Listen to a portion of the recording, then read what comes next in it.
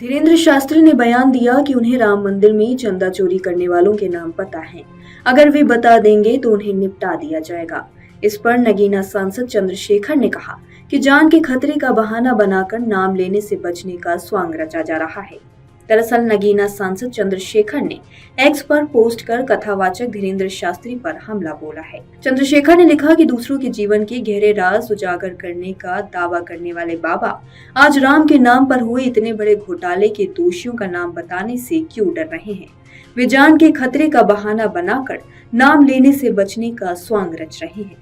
चंद्रशेखर ने कहा कि जब ईश्वर की पर्ची के नाम पर इतना बड़ा धार्मिक व्यापार खड़ा कर दिया है तो आज ईश्वर के घर में हुई कथित लूट पर बाबा के चमत्कारिक दावे कहां गायब हो गए।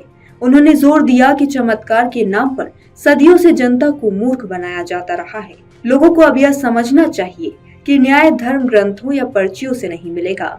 न्याय देश के संविधान, कानून और पुलिस की जांच से ही मिलेगा। बताते चले कि कथावाचक धीरेन्द्र शास्त्री ने राम मंदिर के मुद्दे को लेकर कहा था कि अभी सिर्फ छोटी मछलियां पकड़ी गईं। पर्ची खोली तो मुझे निपटा देंगे। मैं राम मंदिर चोरी के दोषियों को अच्छी तरह जानता हूँ। पर्ची खोलकर उन बड़े नामों का खुलासा करूंगा तो वह मुझे निपटा देंगे।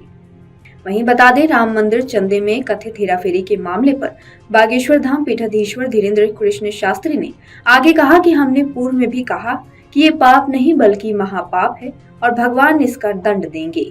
देश की कानून व्यवस्था पर, एसआईटी पर हम सबको पूर्ण भरोसा करना चाहिए।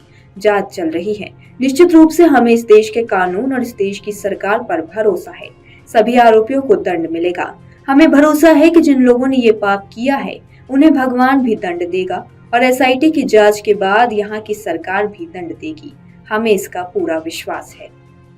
पूर्व ही हम इस पर बोल चुके हैं और पूर्व में भी कहा कि ये पाप नहीं महापाप है और भगवान इसका दंड देंगे। लेकिन एक बात हम और कहना चाहेंगे, आज देश की कानून व्यवस्था पर, एसआईटी पर हम सबको पूर्ण भरोसा करना चाहिए।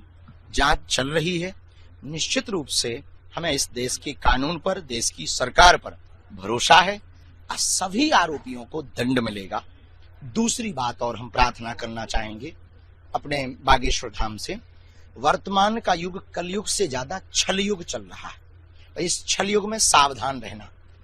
वर्तमान समय में संतों पर, महंतों पर, मठों पर, मंदिरों पर प्रायोजित तरीके से, सुनियोजित तरीके से श्रद्धा घटाने के लिए एवं इनके ऊपर आस्था गिराने के लिए इस तरह के षड्यंत्र भी चल रहे हैं, जिसमें कुछ कालनेमी लोग भी सक्रिय हो गए। हमें उनसे सावधान रहना होगा, हमें उनसे सजग रहना होगा और हमें भरोसा है कि जिन जिन ने ये पाप किया उनको भगवान भी दंड देगा और एसआईटी और देश का कानून, यहाँ की सरकार दंड देगी और जांच जारी है। धन्यवाद। आपके राज्य की खबरें, आपके शहर की खबरें सबसे पहले जानने के लिए देखते रहें अमर उजाला। चैनल को सब्सक्राइब जरूर कर लें और पाएं हर अपडेट।